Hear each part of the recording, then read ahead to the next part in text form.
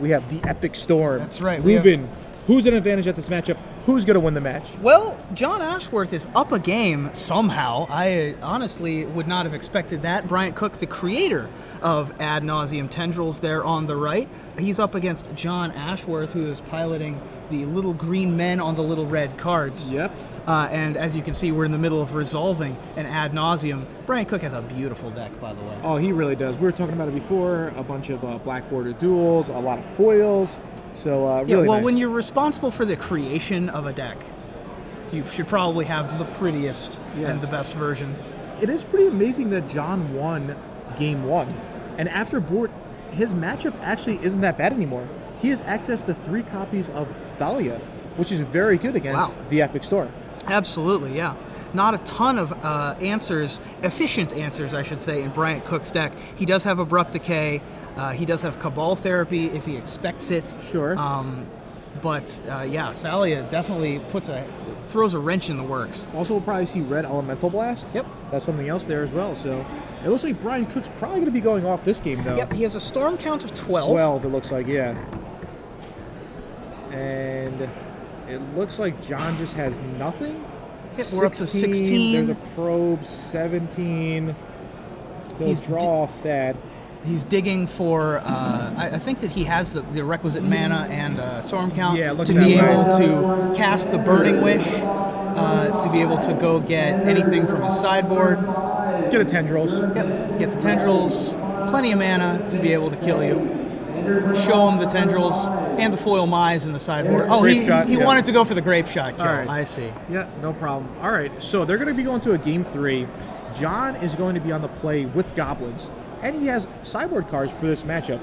Do you think the Epic Storm is just too strong to disrupt, or do you think John will have a shot for game 3? What do you think? I never count out Goblins because as bad as any matchup looks, yes, it can always come back because Goblins is just that kind of a deck. It has the most powerful card draw spell in the format in Goblin Ringleader. Yeah, definitely. Surprisingly, Goblins has the best pure card draw spell in the format, and it's a 2/2 haste creature. All right. So if you had to guess what John were to bring in, is there any definite cards looking at his sideboard? Absolutely bringing in the Thalia Guardians of Thragon. Okay. Tailor-made for this matchup. Anytime you see a deck with no creature spells, it's coming in. Sure. I would not be surprised if some number of Relic of Progenitus didn't come in, because Past in Flames is one of the main ways for Ad Nauseam Tendrils to be able to go off, especially if your life total is low enough that you can't Ad Nauseam for a requisite amount of mana. And the Red Elemental Blast, I think, is a pretty safe bet. He wants to stop Ponder, wants to stop Brainstorm. Yeah, it's not at its best in this matchup because it's only Ponder, Brainstorm, and Gitaxian Probe, as well as diminishing returns out of the sideboard. But I would not be surprised to see it come in. He's also got a lot of dead cards he certainly wants to take out. I think that, you've pointed out correctly, the Gem Palm Incinerator is just way too slow. Siege Gang Commander is probably too slow as well. Sting Scourger certainly going to come out as well. So he's got plenty of options of what to take out if he wants to bring in 7, maybe even 8 cards. Yeah, Siege Gang is nice if you could get the turn 1 Goblin Lackey draw. So we're not too sure what he's going to cut, but do you think him boarding in too many cards will dilute the Goblin theme to his deck?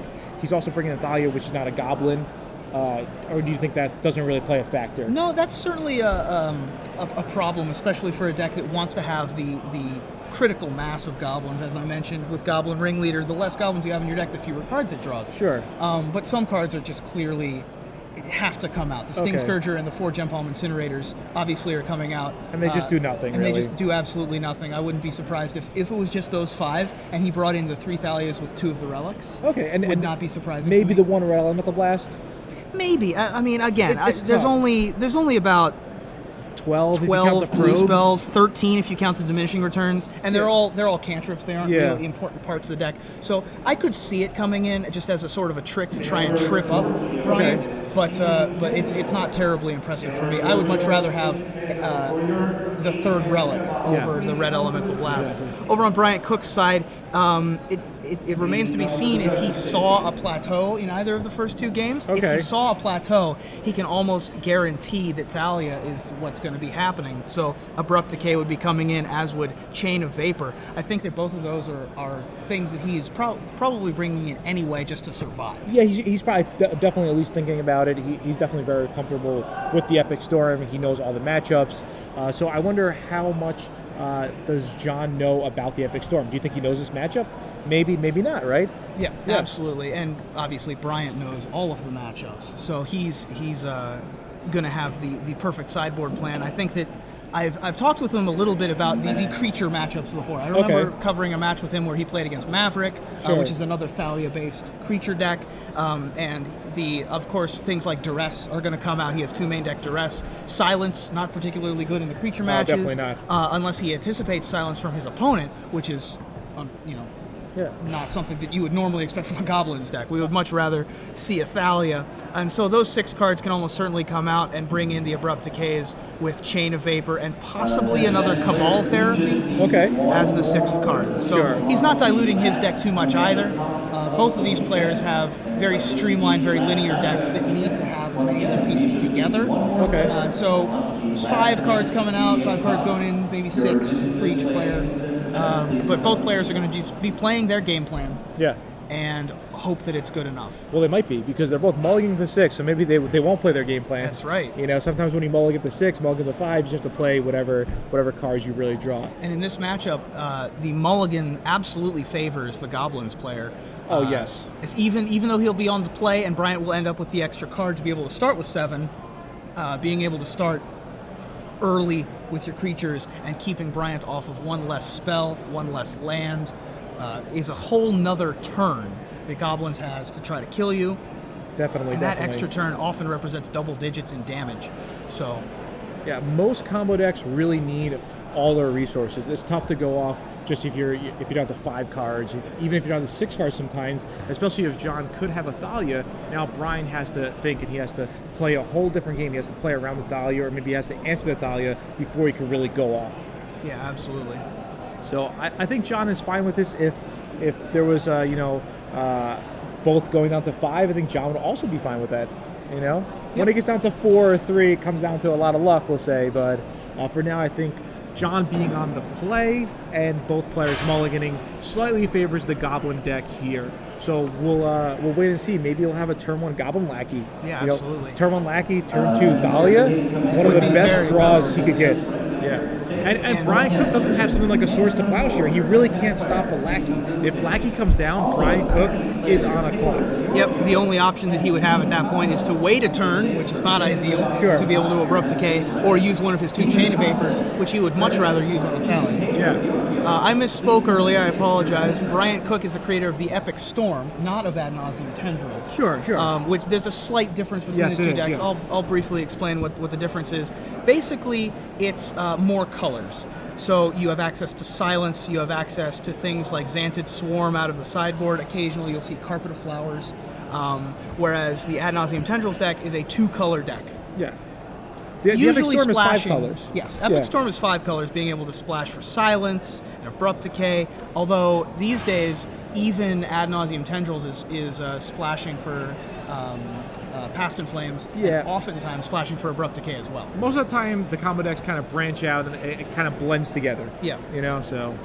It's sort of like the difference between Blue-Red Splinter Twin and Blue-White-Red Splinter Twin in Modern, or Kiki Pod and Malira Pod in Modern. There are some different card choices, but the end game is the same. Yeah, exactly. And that end game, of course, is to get up to 10 Storm and Tendrils your opponent, or as we saw in the last game, get up to 20 Storm and Grape Shot your opponent, just to stretch those muscles. All right, so John is going down to 5. Yep, looks like Bryant is happy with his 6. Bryant's going to go down to 5. Yeah. John's from around here, just about a 30-minute drive. So, came out for Legacy. So far, doing really well. 6-0. Last round, I watched him beat my friend Eric Smith. The matchup was Goblins versus a blue-white-red Delver with Geist and Daze and Lightning Bolt and whatnot. Right. And I went to 3 games. Actually, pretty interesting. Game 1, Eric Smith mulliganed down to 4 and defeated John. Wow. Yeah, so that's the second time this weekend that I either watched or heard of a story where one guy kept 7 The other guy mulled to 4, and the guy who won, one ended on up 4. having the 4 cards. Yeah, let his opponent have a concentrate for free. It's pretty surprising. And then he lost the next 2 on 7. And then he lost the next 2 on 7 and then 6, I believe it was. So really crazy Magic this weekend. It's definitely been exciting. Yeah, absolutely. Yeah. Legacy is a very volatile meta game. You can just as easily spend 20 turns saying draw and go as you can dying on turn 2. Yeah, it's crazy, and there's so many different decks. There's so many different, powerful cards that people want to play, and for the most part, players come to Legacy tournaments to play what they want to play. Absolutely. Yeah, lots of times you won't see the players playing the best deck because in Legacy there's not really a best deck. Well, as we saw in the Standard tournament yesterday and at Grand Prix Miami, actually, if you play what you know in Standard and in Legacy, you will get rewarded. Oh yeah, you definitely have a huge advantage. So we're going to start off Game 3 here, the ultimate match here of this Round 7 feature match with Ether Vial from John Ashworth.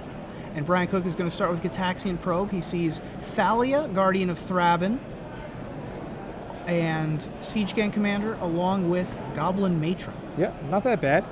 For 5, it could be worse. He also has the plateau to cast the Thalia if he doesn't want to wait with the Vial, as long as he draws a second land here. Which I don't know if he did. It looks like another Vial. Okay, not really what he wanted. He probably would have been much happier with the land there. Yep. Especially something like a Cavern of Souls. Or a Goblin Lackey, for that matter. Yeah, sure. So we'll see what Brian Cook has to do on his turn 2. You think he could go off already on turn 2 or no? I would doubt it. I imagine. I mean, it's certainly possible. Yeah, he did mulligan. You're right. He did mulligan, so it's much more difficult, but it is certainly still possible.